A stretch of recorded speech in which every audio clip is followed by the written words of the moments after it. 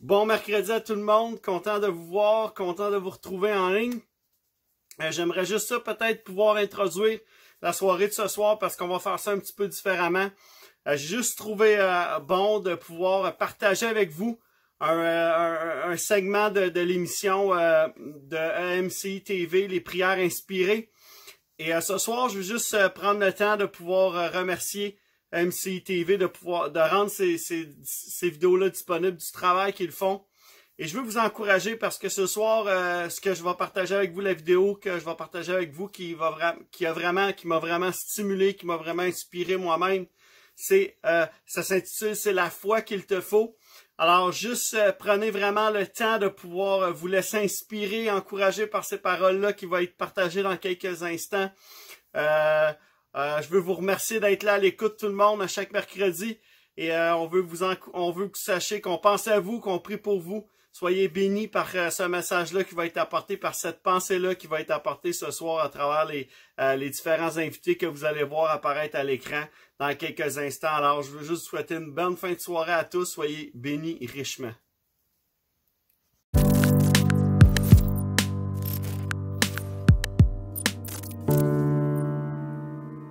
Bonjour et bienvenue dans Confiné pour prier. Je suis très heureux de vous retrouver aujourd'hui. Nous allons parler de la foi. La foi, c'est ce qu'il te faut.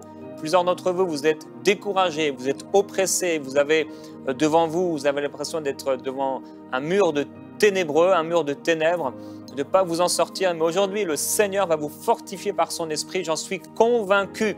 Votre foi va s'élever à un autre niveau, à une nouvelle dimension. Et aujourd'hui, c'est notre dernière émission de Confiné pour prier cette saison qui a duré plusieurs semaines. Et je voudrais simplement vous demander votre aide si vous le souhaitez. Vous regardez cette émission peut-être sur YouTube. Et si c'est le cas, ou sinon vous pouvez vous y rendre, vous pouvez aller dans les commentaires et nous laisser un petit commentaire. Qu'est-ce que vous avez aimé particulièrement de cette saison? Peut-être c'est peut-être le fait d'avoir des vidéos externes, donc de différents intervenants, d'avoir une diversité d'orateurs. Peut-être c'était la rubrique d'Anne, qu'il a partagé pendant plusieurs semaines sur les actualités. Peut-être c'était la rubrique d'Aurélie sur les réseaux sociaux, avoir quelque chose qui est un peu plus, entre guillemets, vivant. Il y a eu aussi des temps de prière où on vous proposait un sujet de prière et là on vous laissait un temps de silence pour que vous puissiez prier également vous de votre côté sans que forcément je sois là en train de prier avec vous ou pour vous. En tout cas, laissez-nous des commentaires, ça me ferait plaisir de faire entre guillemets un petit point avec vous et de savoir ce que vous aimez particulièrement. Et n'hésitez pas non plus à dire, parce que c'est constructif, ce que vous n'appréciez pas ou les améliorations qui pourraient être apportées. On est enseignable et on est toujours en train d'apprendre à être une source de bénédiction pour les gens. On le fait auprès de Dieu, bien sûr, mais on veut être aussi agréable aux hommes selon la volonté de Dieu. Merci pour cela. La foi, c'est ce qu'il te faut. Les apôtres et les prophètes du Nouveau Testament, ils étaient dans la même lancée et la même lignée que les prophètes de l'Ancien Testament. Ils encourageaient. Ils corrigeaient également, mais même leur correction était encourageante parce qu'elle avait comme but de nous approcher de Dieu.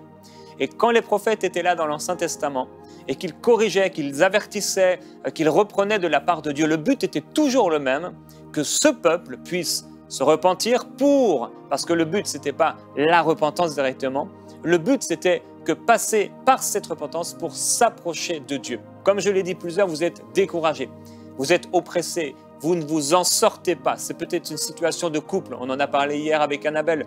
Vous avez écouté cette émission et vous dites « mais moi, j'ai tout essayé et ça ne marche pas ». C'est peut-être une situation par rapport à une maladie, peut-être un projet que vous n'arrivez pas à faire sortir à la lumière. C'est peut-être une situation financière, un problème avec vos enfants. Il n'y a rien qui soit insurmontable pour Dieu. J'aimerais vous encourager par le Saint-Esprit aujourd'hui. Il n'y a rien d'impossible à Dieu. Si vous mettez votre foi en action, si vous croyez en la parole de Dieu, si par l'intimité que vous avez avec Dieu, vous lui faites une grande confiance, une très grande confiance, parce que pour moi, la foi naît de l'intimité. Elle vient dans l'intimité. C'est vrai, certes, elle vient de la parole de Dieu, mais je crois que ça se produit dans l'intimité. Dans l'intimité avec Dieu, la foi grandit. Et j'ai l'habitude de dire que la foi, c'est quoi? C'est une très, très grande confiance en Dieu. Alors il est écrit dans le psaume au chapitre 43, au verset 5, « Pourquoi t'as battu mon âme au-dedans de moi? Pourquoi gémis-tu sur moi ?» Et plusieurs d'entre vous, votre âme est comme cela en ce moment. Vous êtes abattus, vous êtes découragés. Mais aujourd'hui, avec mon invité, alors il n'est pas ici sur place, mais en vidéo, vous allez être encouragés à la foi. La foi, oui, c'est ce qu'il te faut. C'est l'ingrédient dont tu as besoin. Alors peut-être vous avez pensé que votre besoin, c'était de l'argent. Peut-être vous avez pensé que votre besoin, c'était d'avoir une meilleure relation avec quelqu'un. Peut-être votre besoin, vous avez imaginé que c'était un meilleur emploi ou peut-être une guérison. Mais le vrai besoin, c'est la foi. La foi a la capacité d'amener toute la volonté de Dieu à l'existence. Et nous savons combien Dieu nous a aimés en Jésus-Christ au point de mourir pour nous. Il a tout donné jusqu'à la dernière goutte de sang qui devait couler de son corps. Il l'a donné entièrement. Alors à combien plus forte raison le Père ne nous donnera-t-il pas tout avec grâce? Il nous donnera tout pour notre plus grand plaisir. C'est la volonté de Dieu. Que vous puissiez par votre foi voir votre situation être transformée, complètement changée. Alors oui, votre situation financière peut changer. Votre situation de couple peut changer. Votre situation familiale peut changer. Cette personne qui n'est pas sauvée, elle va être sauvée. Si vous mettez votre confiance en Dieu, frères, sœurs, vous allez voir la main de Dieu se manifester dans votre vie. Comme il est écrit, et c'est le verset du jour, verset très court, il est écrit « Le juste vivra par la foi ». Mon juste vivra par la foi. On est censé vivre par la foi. Ça doit être notre habitude, notre style de vie. On doit être des gens de foi. Et c'est vrai, c'est normal, il y a des temps difficiles. Vous savez, les apôtres ont eu des temps difficiles. Les prophètes, pour parler de l'Ancien Testament, ont eu des temps difficiles. David, le roi David, a eu des temps difficiles, on le sait. Élie, le grand prophète Élie, a eu des temps difficiles au point de se retrouver dans une grotte et à demander la mort. Les apôtres ont eu des temps difficiles, ils sont passés par des temps durs. Pierre est passé par des temps durs. L'apôtre Paul aussi, il le dit. On est là, on est persécuté, on est calomnié, on a l'impression qu'on va mourir. Tous sont passés par là, des temps difficiles. Et vous savez, même notre Seigneur, que nous aimons tant, est passé par des temps difficiles, des temps d'agonie, des temps de difficulté, où il a dû prier avec une telle intensité. Il n'a pas juste prié, entre guillemets, dans le combat spirituel. Il a eu besoin de prier. Il a eu besoin d'être fortifié. Il a eu besoin d'être relevé. Il a eu besoin de faire confiance en Dieu. Il a eu besoin d'être fortifié par la puissance de Dieu.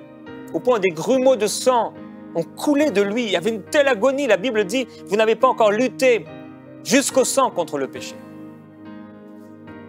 Frères et sœurs, le Seigneur a la puissance de relever votre tête. Je ne sais pas quel est ce projet. Tu es appelé par Dieu à faire cette chose-là et ça te paraît, tu te dis, mais maintenant c'est trop tard, c'est fini. C'est pas fini.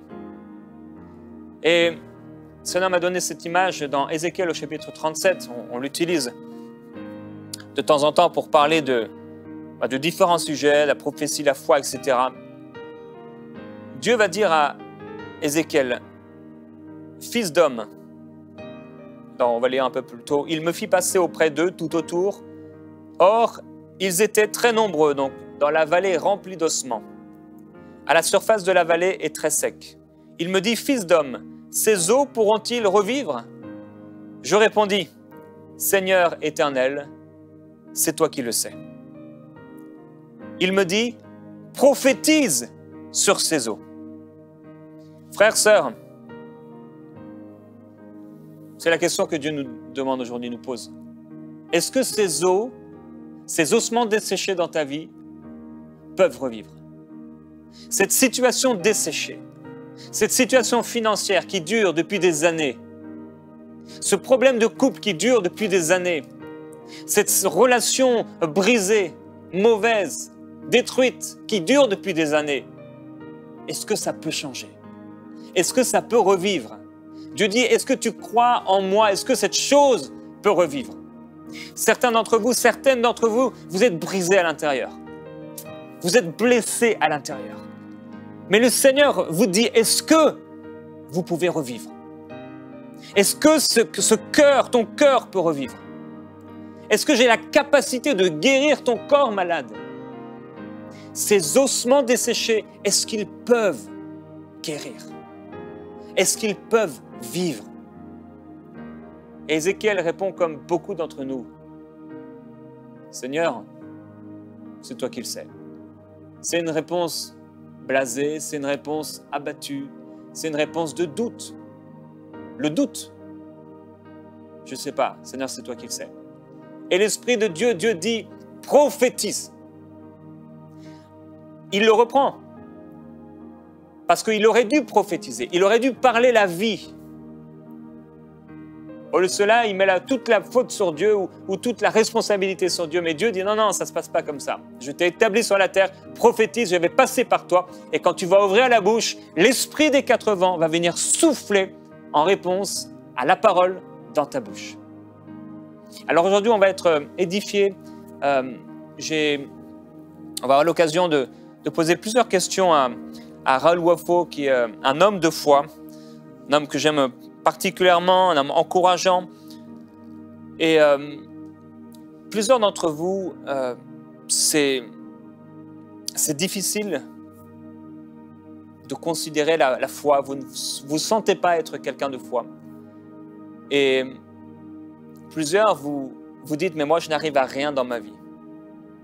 Je ne réussis pas. Et donc, je me suis mis à la place de quelqu'un qui ne réussit pas. J'ai posé cette question à Pasteur Raoul Wafo. Je n'arrive à rien dans ma vie.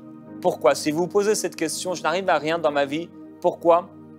Raoul Wafo, on t'écoute. Eh bien, il est important de comprendre que nous avons une alliance de prospérité, de productivité avec Dieu. La Bible est claire.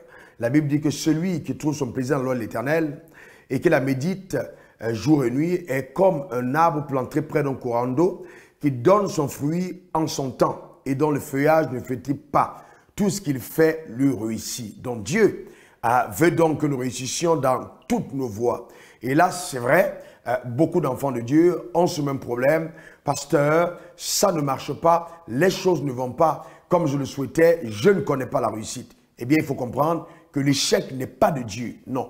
Quand ton échec arrive à un enfant de Dieu, cet échec cache sûrement et à coup sûr un succès. Donc, l'échec peut être un succès déguisé. Cependant, il est vraiment fondamental, très important pour nous d'examiner notre marche. Voyez, personnellement, Anne était stérile. Anne n'arrivait pas à avoir d'enfant. Anne se lamentait en disant « Ouais, vraiment, j'arrive pas à comprendre pourquoi les autres femmes enfantent, mais moi, je n'enfante pas. » Mais le problème d'Anne ne se trouvait pas simplement au niveau de sa stérilité, mais c'était plutôt au niveau, justement, de ses motivations. Dieu l'avait rendue stérile parce que Dieu voulait l'utiliser. Le jour où Anne a changé sa manière de prier et qu'elle a considéré, justement, les besoins de Dieu, à partir de cet instant, les choses ont changé. Voyez, dès qu'elle a adressé sa prière, le sacrificateur s'est tourné vers elle et puis lui a dit, le Dieu d'Israël exauce sa prière. Sur le même lit, avec le même homme, Anne est tombée enceinte. Donc ça veut dire que, voyez-vous, tout partait de sa motivation. Qu'est-ce qu'elle avait dans le cœur? Mais ensuite, beaucoup de croyants pensent que parce qu'ils vont à l'église, parce qu'ils chantent, parce qu'ils prient, c'est suffisant. Quand la grâce de Dieu t'a été accordée, il est important de savoir coopérer avec la grâce, de savoir collaborer avec la grâce. La Bible dit dans 1 Corinthiens 15, verset 10, c'est l'apôtre Paul qui parle, « Par la grâce de Dieu qui m'a été donnée, j'ai travaillé plus que tous. » Donc voyez-vous, la grâce qui est donnée aux croyants permet à ce croyant de travailler. Donc, je m'adresse aux personnes qui pensent que la prière est suffisante. Non, la prière doit être accompagnée d'actions conséquentes. Si je n'agis pas, si je ne travaille pas, si je ne fais pas quelque chose, je ne peux pas m'attendre à la manifestation des bénédictions de Dieu. Parce que les bénédictions de Dieu sont manifestes au travers de ma coopération avec les principes que Dieu a préétablis. Et le principe du travail est un principe fondamental. Il y en a plusieurs, mais le principe du travail est fondamental. Dieu viendra bénir dans l'œuvre de nos mains. Donc c'est très important pour chacun d'entre nous de le comprendre. Bien, j'espère que cette réponse apporte à toutes les personnes qui se retrouveront dans ton cas de comprendre pourquoi justement on peut se retrouver dans une improductivité chronique et constante. Et comment donc en sortir? Que Dieu vous bénisse. Amen. Merci, Pasteur Raoul. On va te réécouter tout à l'heure. Je vais relire la suite du texte. Donc, il me dit, fils d'homme, ces eaux pourront-ils revivre? Je répondis, Seigneur éternel, c'est toi qui le sais. Il me dit, prophétise sur ces eaux. Tu leur diras, ossements desséchés, écoutez la parole de l'Éternel. Ainsi parle le Seigneur l'Éternel à ces eaux. Voici que je vais faire venir en vous un esprit, et vous vivrez. Je placerai sur vous des nerfs, je ferai pousser de la chair sur vous, je vous recouvrirai de peau, je mettrai en vous un esprit, vous vivrez et vous reconnaîtrez que je suis l'Éternel. Voici ce que Dieu prépare, voici ce que Dieu va faire, voici la volonté de Dieu. Elle nous est dite, elle nous est donnée. Maintenant, notre responsabilité, c'est de prophétiser. Alors, on a demandé donc au pasteur Raoul, voilà, je n'arrive à rien dans ma vie, pourquoi? Bien, la première chose, de croire la parole de Dieu, de changer d'attitude, comme il le dit. Elle était dans le même lit, mais les choses se sont passées différemment. Elle a pu enfanter parce qu'elle était dans la foi. Première chose, se positionner dans la foi. Commencer à prophétiser, à changer de langage, adopter un langage de foi. Et quelqu'un dira, mais voilà, vous m'encouragez à la foi, mais comment vient cette foi? Comment obtenir la foi? Raoul Wafo nous répond tout de suite. Eh bien, je ne vous encourage pas simplement à avoir la foi. Je suis en train de vous dire de vivre ce style de vie par la foi, parce que c'est le style de vie qui est exigé par Dieu. La Bible est claire là-dessus. Hébreux 11, verset 6, sans la foi, il est impossible de lui être agréable. Donc, la Bible dit qu'on ne peut pas être agréable à Dieu si on ne vit pas une vie de foi. On peut aller à l'église, on peut chanter, on peut servir Dieu, on peut prêcher l'évangile et ne pas être agréable à Dieu si tout ça n'est pas fait par la foi. C'est clair. Galates 3:11, le juste vivra par la foi. Hébreux 10:38, mon juste vivra par la foi. S'il se retire, mon âme ne prendra pas plaisir à lui. C'est très important de le comprendre. Si donc Dieu exige du croyant que le croyant vive par la foi, c'est parce qu'il sait que c'est par la foi que nous sommes entrés dans le royaume des cieux. Personne ne peut accéder au royaume des cieux sans avoir eu à déployer sa foi. Éphésiens 2, verset 8. Nous sommes sauvés par la grâce, mais par le moyen de la foi. Ça veut dire que la foi a saisi la grâce du salut. Eh bien, si donc nous appartenons au royaume des cieux et que nous y sommes entrés par la foi en Jésus-Christ, il est important de comprendre que Dieu exige du croyant que le croyant continue justement de vivre dans ce royaume par la foi. Eh bien, comment donc j'ai fait pour obtenir la foi? La foi vient de ce qu'on entend. Romains 10, verset 17, de ce qu'on entend. Et ce qu'on entend vient de la parole de Christ. Donc la foi vient de ce qu'on entend. Je ne peux pas avoir la foi si je ne considère pas le rôle que joue la parole de Dieu dans le processus d'acquisition de ma foi. La foi ne vient pas parce que je vais à l'église. Non. La foi vient parce que j'ai une parfaite compréhension de la parole de Christ. Même pas de Dieu, mais de Christ. Ce que j'entends de la parole de Christ. Donc ça veut dire quoi? J'ouvre la parole de Dieu et je commence à la lire. Mais pendant que je la lis, le Saint-Esprit qui est en moi m'accorde la révélation de la parole de Dieu. Cette révélation de la parole de Dieu que je reçois en lisant ou en méditant la parole de Dieu va donc justement déterminer le niveau de foi auquel je vais opérer. Ça, c'est très important. Mais aussi, en écoutant justement un homme ou quelqu'un qui enseigne avec l'Esprit de Dieu, quelqu'un qui prêche la parole de foi. Vous voyez, l'évangile que nous prêchons, la parole que nous prêchons, c'est la parole de foi. Donc, quelqu'un qui prêche la parole de foi pourra te communiquer la foi quand tu écoutes les messages de foi.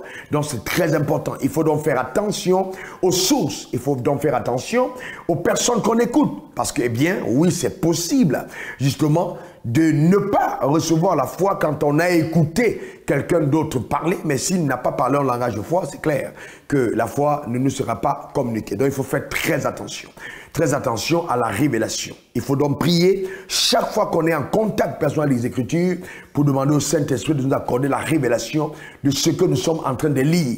Parce que notre compréhension de la parole de Dieu va déterminer le niveau de foi auquel nous allons opérer. Donc faites une sélection au préalable. La loi de la sélection. Il faut faire une sélection des personnes que vous écoutez. Il y a des personnes, dès que vous les écoutez, vous sombrez dans la peur. Mais d'autres, dès que vous les écoutez, vous commencez à sentir à l'intérieur de vous qu'il y a quelque chose qui vous est communiqué. Il y a une dynamique de la foi qui vous est transférée. Et ça, c'est bon. Ça, c'est des messages qu'il faut continuer d'écouter. Je crois que cela vous a été bénéfique. Que Dieu vous bénisse. Oui, en effet, Raoul Wafo, merci beaucoup. Comme on l'a lu dans le texte, l'importance d'entendre Dieu, Ézéchiel a entendu la parole de Dieu. Et lorsqu'il a entendu la parole de Dieu, il s'est mis à prophétiser. Donc, au fur et à mesure des questions qu'on va poser au pasteur Raoul Wafo, je vais continuer dans ce texte d'Ézéchiel. Alors, Ézéchiel s'est mis à faire quoi? Il s'est mis à prophétiser. Il a entendu la parole et ensuite, il a obéi. Il est écrit « Je prophétisais selon l'ordre que j'avais reçu. Et comme je prophétisais, il y eut un bruit. » Ça, c'est extraordinaire, le bruit du changement. J'aime cette parole du Seigneur. Le royaume de Dieu ne vient pas de façon à frapper les regards. Quand il y a un changement, ça ne fait parfois pas de bruit. On ne l'entend pas. J'ai l'habitude, comme vous savez peut-être, de marcher le matin et je passe à travers une forêt parfois. Et ces dernières semaines, j'ai vu qu'il y avait des plantes qui ont commencé à pousser partout dans la forêt. Ça ne fait pas de bruit, mais par contre, c'est visible. Et chaque fois, un jour après l'autre, je vois que les plantes qui étaient au début inexistantes et qui ont commencé à pousser, sont là ce matin quand j'ai été, des plantes à peu près comme ça. Et il y a plein de plantes vertes magnifiques partout dans la forêt que je traverse. Il y eut un bruit. Ces plantes n'ont pas fait de bruit. Et pourtant, elles ont amené de la vie. Quand tu te mets dans la foi, que tu parles sur la parole de Dieu, quand tu commences à prophétiser, à te saisir des Écritures et à déclarer que ta situation change, à proclamer la vie sur cette chose qui ne va pas, tu ne vas peut-être pas entendre de bruit avec tes oreilles. Tu vas peut-être pas voir même quelque chose se passer. Mais Dieu est en train d'agir. Quand quelqu'un est malade, que sans son corps, ça ne va pas, il y a les douleurs, il y a les souffrances, il y a les difficultés. Il y a la tête, le cerveau et les pensées, les raisonnements. Il y a peut-être malheureusement les amis de Job qui sont là et qui, au lieu d'édifier, sont en train d'accuser. Toutes sortes de choses. Mais à un moment, il y a un bruit. Alors, ce n'est peut-être pas un bruit, comme je le dis, qu'on entend avec les oreilles, mais il se passe quelque chose dans l'esprit. Ézéchiel dit, il y a eu un bruit. Et voici qu'il y a eu un frémissement. On a parlé du couple hier. Peut-être dans votre couple, ça ne va pas. Et quand vous allez commencer à prophétiser la vie sur votre couple, la vie sur votre mari, la vie sur votre épouse, peut-être c'est la famille, la vie sur vos enfants, peut-être c'est vos finances, la vie sur vos finances, il va y avoir un petit frémissement. Ça n'a l'air de rien. Un bruit, un frémissement. Et les eaux s'approchèrent les uns des autres. Je constatais, quand le surnaturel est en mouvement, tu vas commencer à constater qu'il y a quelque chose qui change. Quand tu pries pour quelqu'un, tu vas constater, oh c'est marrant, oh c'est drôle. Il y a l'air d'avoir quelque chose. Et ne te décourage pas, ça ne fera peut-être pas le regard, mais tu vas constater quelque chose. Il dit, je constatais qu'il y avait des nerfs sur eux. La chair se mit à pousser et la peau les recouvrit par-dessus, mais il n'y avait pas en eux d'esprit. Et il me dit, prophétise et parle à l'esprit, prophétise, fils d'homme. Alors quelqu'un dira, mais parler à l'esprit, Ézéchiel dans la vallée d'ossements desséchés, des ossements desséchés qui reprennent vie, mais c'est trop gros pour moi. La foi, c'est trop gros pour moi. Je suis dans cette situation et comment je vais m'en sortir? C'est trop gros pour moi. J'ai toujours pensé petit et Jérémie, j'arrive pas à penser plus grand et je comprends. Parce qu'on a tous besoin d'évoluer dans la foi. Alors Raoul Wafo, j'aimerais te demander, quelqu'un qui dit « J'ai toujours pensé petit dans ma vie, comment puis-je sortir de cette mauvaise habitude ?» Eh bien, beaucoup de personnes sont confrontées à ce problème de penser de façon petite. Premièrement, il est vital de revenir à notre essence, à nos origines. Quand Dieu a créé l'homme, il a créé l'homme selon son image et selon sa ressemblance. Ça veut dire que nous avons l'obligation, si nous voulons marcher avec Dieu, de revenir justement à la ressemblance et à l'image de Dieu. Même au niveau de notre système de pensée, parce que tel en pense, tel elle est. Et ce processus-là, eh bien, c'est un processus délibéré, où le croyant devra s'engager justement à confronter son âme par la parole de Dieu. Et ça s'appelle le processus du renouvellement de son intelligence. Une fois qu'on est sorti du monde, eh bien, c'est une première étape. La seconde étape, c'est de réussir à faire sortir le monde de nous. Et c'est pourquoi beaucoup de croyants sont dans le royaume des cieux, mais continuent à être sous l'influence du monde, parce qu'ils n'ont justement pas confronté le système de pensée au système de pensée de Dieu. Notre âme est comme une boîte noire. À l'intérieur, on a à magasiner tellement de choses. Mais quand on est né de nouveau, c'est notre esprit qui est régénéré. Mais notre âme, nous devons tout faire, nous-mêmes personnellement, pour nous assurer que nous confrontons nos pensées aux pensées de Dieu. Et ça, c'est un combat personnel. Voyez-vous, donc c'est très important. Très, très important. Mais aussi, vous voyez, c'est vital de faire attention. J'ai dit encore, je reviens là-dessus. Faire attention aux personnes que nous écoutons. Pourquoi? Parce que le peuple d'Israël qui est sorti d'Égypte n'est pas entré à la terre promise parce qu'il y avait 10 espions qui, revenant de l'exploration, après avoir été partis à Canaan, vont venir dire à Moïse et au peuple, ah, ce pays, c'est un beau pays, c'est un grand pays, mais eh bien, on ne peut pas y entrer. Parce que les géants qu'on y a vus là, on ne peut pas y entrer. Josué et Caleb sont venus avec un langage différent. Ils ont dit, c'est vrai, il y avait des géants. Le pays est beau, mais nous là, nous disons que là, si Dieu est avec nous, on prendra possession de ce pays. Le peuple a commencé à se lamenter la nuit, a commencé à pleurer, a commencé à être triste. Pourquoi? Parce qu'ils se disaient, les 10 sont sûrement raison. Josué et Caleb, c'est la minorité. Sauf qu'il faut comprendre qu'à le royaume des cieux, ça ne fonctionne pas comme en démocratie. Non, non, non, non, non. Dieu a sa pensée. Nombreux sont ceux qui n'épousent pas la pensée de Dieu. L'âge est le chemin qui mène à la perdition. Étroit est celui qui mène au salut. Et très peu sont ceux qui le suivent. Et voyez, donc c'est important de le comprendre. Il faut faire attention justement aux personnes qu'on écoute. Très attention. La Bible dit dans Jean 10, je venais, il vient que pour dérober, égorger et détruire, mais moi je suis venu afin que mes brebis aient la vie et qu'elles soient dans l'abondance. Donc l'abondance, ça fait partie du plan de Dieu pour ta vie. Dieu veut que tu sois dans l'abondance. C'est clair. Dieu pourvoit tes besoins selon sa richesse et avec gloire en Christ Jésus. Donc ce n'est pas selon ta richesse, mais selon sa richesse. Donc il est important, vraiment très important, de prier pour avoir une autre révélation de ce Dieu avec lequel tu es en alliance et qui dit, je ne veux même pas que tu me considères simplement comme mon Dieu, mais que tu commences à me voir comme mon Père. Et c'est pour ça qu'il a dit, lorsque vous priez, dites, notre Père qui est aux cieux. Comment pouvez-vous donc habiter la maison d'un Père riche et continuer de vous accommoder avec un système de pensée pauvre? C'est ça le vrai problème. Il faut confronter le système de pensée. Que Dieu te bénisse richement. Vraiment, vraiment, confronter le système de pensée. C'est un sérieux problème que nous avons dans nos églises. La religion nous a longtemps causé de sérieux problèmes par cette manière erronée de la perception qu'on a de Dieu. Dieu est grand. Dieu veut nous faire du bien. Dieu pense de bonnes choses à ton égard. Il dit, je connais les projets que j'ai formés pour toi. Projets de paix et non de malheur pour te donner l'avenir et de l'espérance. Tout ce que Dieu fait est bon. Donc, eh bien, il est temps pour chacun d'entre nous d'entrer en révolte par rapport à cet ancien système de pensée et d'adopter aujourd'hui la pensée suprême de Dieu, qui est ton bon Dieu. Que Dieu te bénisse. Amen. Adopter la pensée de Dieu, la pensée suprême de Dieu, changer les façons de penser. Je vous encourage effectivement à prier par rapport à ça, que Dieu puisse illuminer vos façons de penser, vos façons de voir, votre intelligence et vos raisonnements.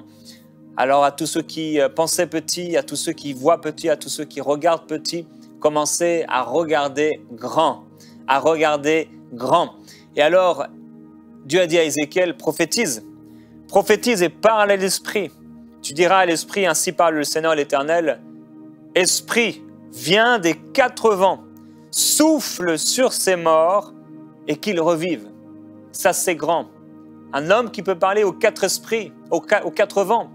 Un homme qui peut parler à l'Esprit et qui fait souffler l'Esprit des 4 vents. C'est énorme. Quand tu entres dans le domaine de la foi, ce n'est pas question de toi, ce n'est pas question de moi. Ce n'est pas question de ce que je peux faire, de ce que je suis en capacité de faire. C'est ce qu'il est en capacité de faire.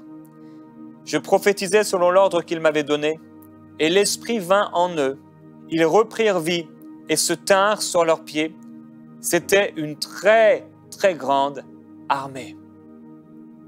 Quand tu commences à prophétiser, et c'est assez intéressant de voir ici la responsabilité d'Ézéchiel et la responsabilité de Dieu, ou de l'Esprit de Dieu.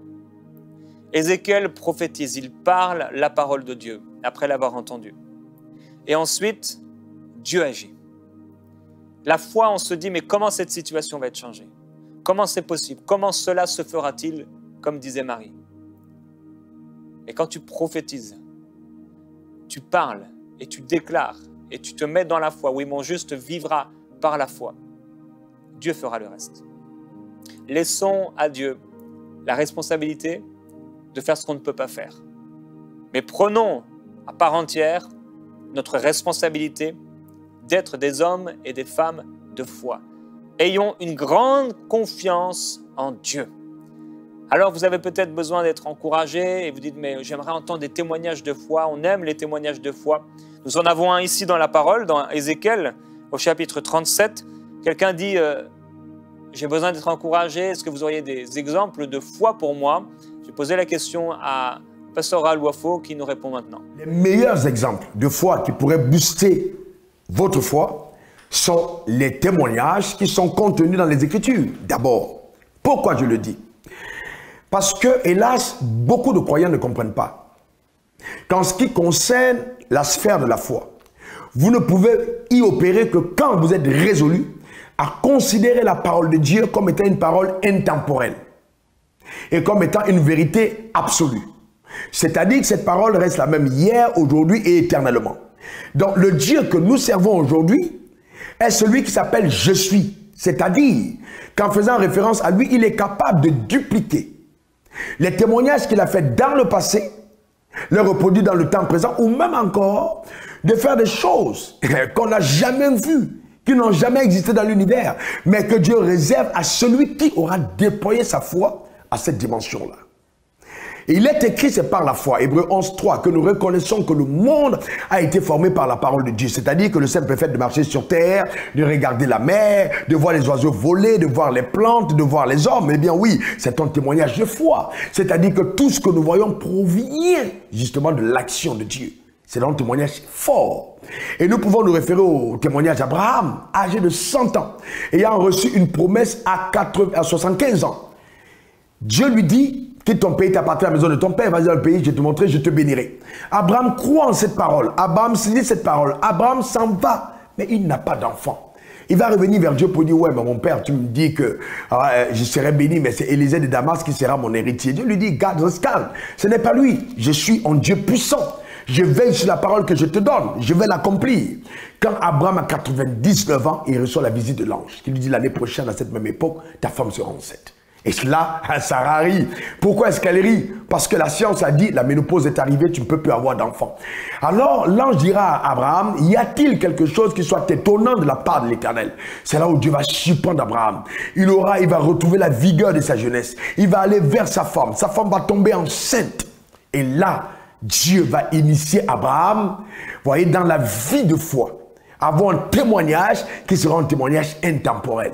Ce que Dieu a fait dans la vie d'Abraham, il est encore capable de le faire aujourd'hui. Mais Abraham a développé l'art de la patience. Parce que l'épreuve de notre foi produira aussi la patience. La patience, c'est la capacité à attendre, même quand la promesse semble tarder.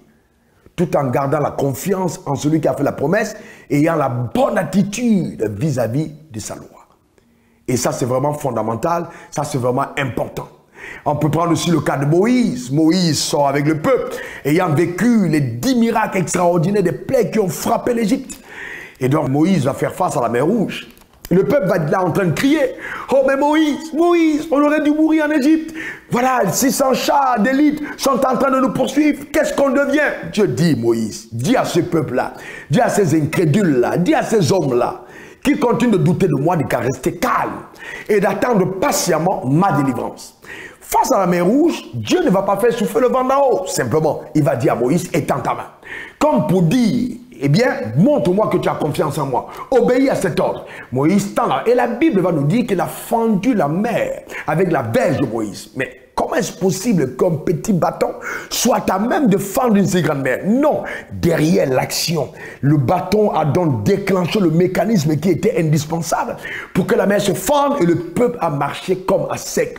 Chaque fois que Dieu vous demande de faire quelque chose, eh bien oui, c'est qu'il vous demande de faire des éléments déclencheurs d'une puissance incroyable qui va générer derrière pour produire un résultat qui va épater tout le monde, inclus toi-même, que Dieu est en train d'utiliser.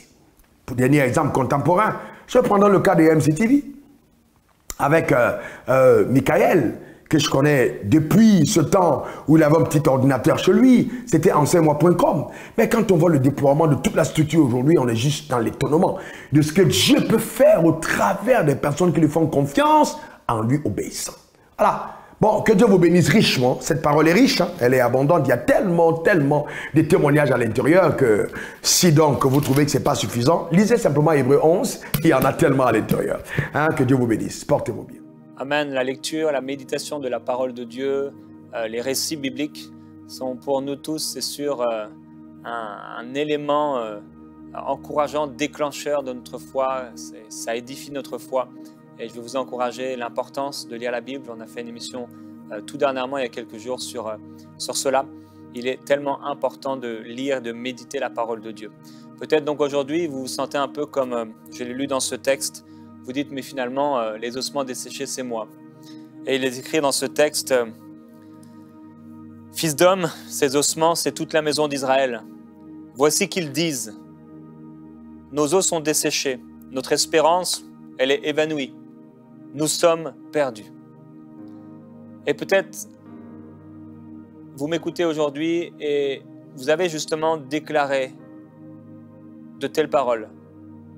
Vous avez dit, pas dans la prière, parce que dans la prière, on fait attention à ce qu'on dit, mais vous avez dit dans le cours de la journée, le cours d'une discussion, ce qui habite dans votre cœur. La bouche parle de l'abondance du cœur. Et vous avez déclaré des choses. Finalement, non, cette personne ne sera jamais sauvée. Hein, je n'ai pas d'argent.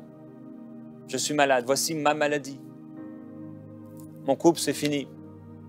L'espérance, elle est évanouie. Seigneur, ce n'est pas possible. Et c'est ce qu'il disait.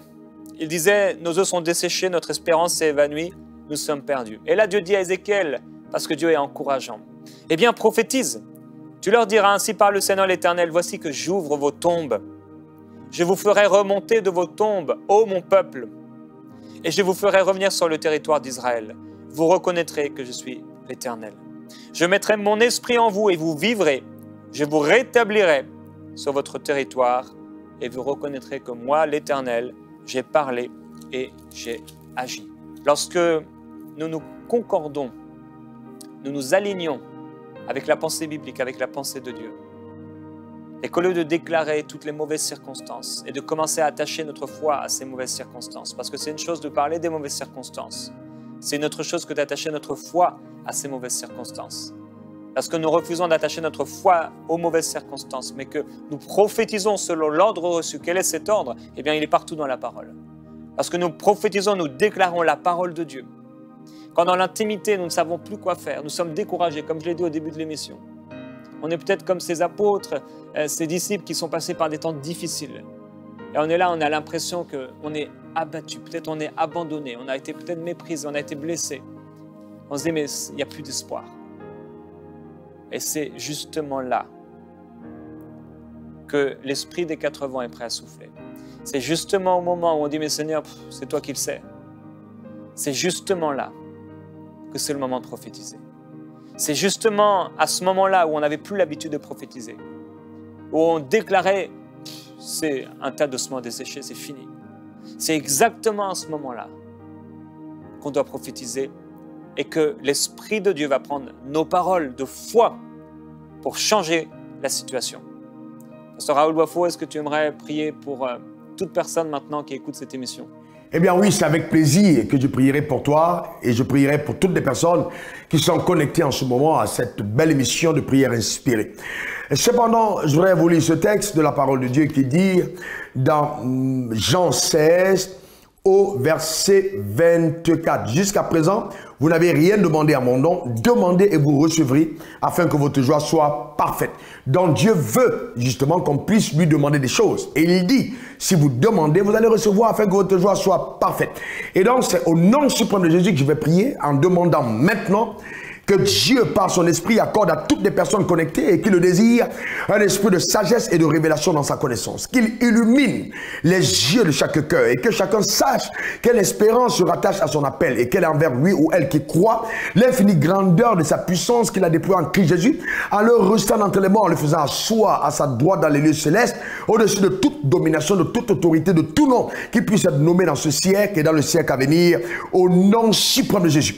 Que cette illumination due à la révélation de la parole de Dieu génère à l'intérieur de chacun d'entre nous un dépôt qui conduit à une vie de foi inébranlable au nom suprême de Jésus. Et que Dieu donne à chacun d'entre vous d'avoir des expériences parlantes, des expériences éloquentes de sa puissance, de sa force, de sa visitation, de ses actions à tous égards, au nom suprême de Jésus. Et je prie maintenant, au nom suprême de Jésus, que si au niveau de ton système de pensée, il y a des barrières, il y a des hauteurs qui se lèvent contre la connaissance de Dieu, qu'elles soient renversées au nom suprême de Jésus, afin que la pensée de Dieu prenne place dans ton système de pensée.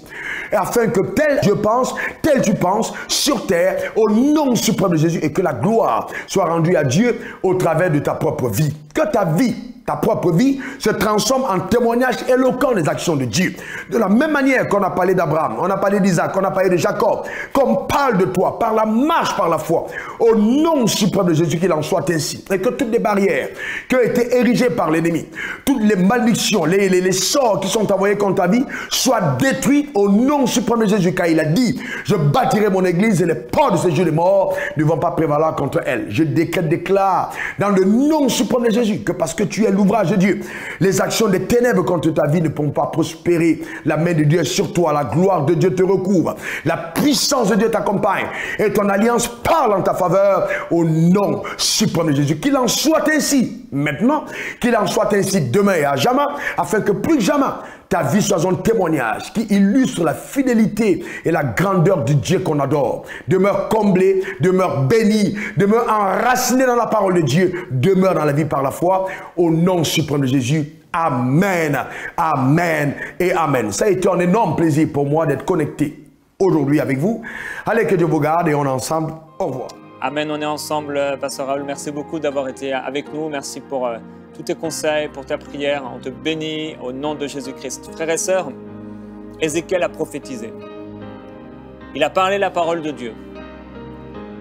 Il s'est mis en accord avec la parole. Il avait une vision, et cette vision, sa compréhension, ce qu'il voyait avec ses yeux, c'était une vallée d'ossements desséchés. Il n'y avait rien à faire d'une manière naturelle. Et quand Dieu lui a dit, est-ce qu'ils peuvent revivre? On sait, il a dit, Seigneur, c'est toi qui le sais. Mais Dieu lui a dit, non, non, prophétise. En réalité, il est en train de lui montrer, mais je t'ai placé là au milieu d'une vallée d'ossements desséchés, de la mort. Tu es là au milieu de la mort. Et ta responsabilité, ce n'est pas de me pointer du doigt en disant, Seigneur, c'est toi qui le sais. C'est de prophétiser. Alors Ézéchiel prophétise. Et j'aimerais te parler, mon frère, ma soeur. Il y a peut-être une situation de mort dans ta vie.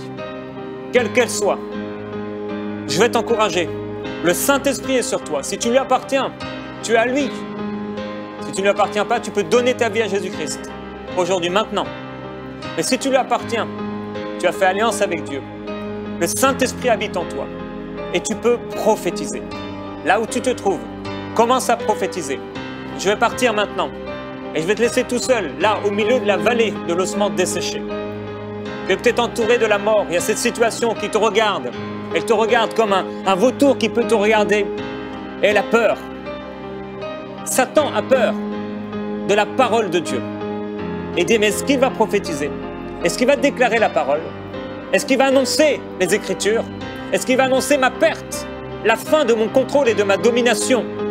Est-ce qu'il va se mettre en accord avec Dieu et déclarer la vie pour l'éternité? Il est prêt à partir. Il est prêt à quitter. Mon frère, ma soeur, dans ce temps, je vais te laisser prophétiser. Là où tu te trouves, pendant 5 minutes, prophétise. Déclare la vie. Si tu ne sais pas quoi dire, regarde, ouvre la parole. Déclare la parole. Je parle à ces eaux. Si tu ne sais pas exactement, reprends les paroles d'Ézéchiel. Eau desséchée, reprends vie. Eau desséchée, mort, va-t'en. J'appelle la vie. Ô Saint-Esprit, change cette situation. Au nom de Jésus-Christ, mon frère, ma soeur, prophétise maintenant. Au nom de Jésus. Alléluia.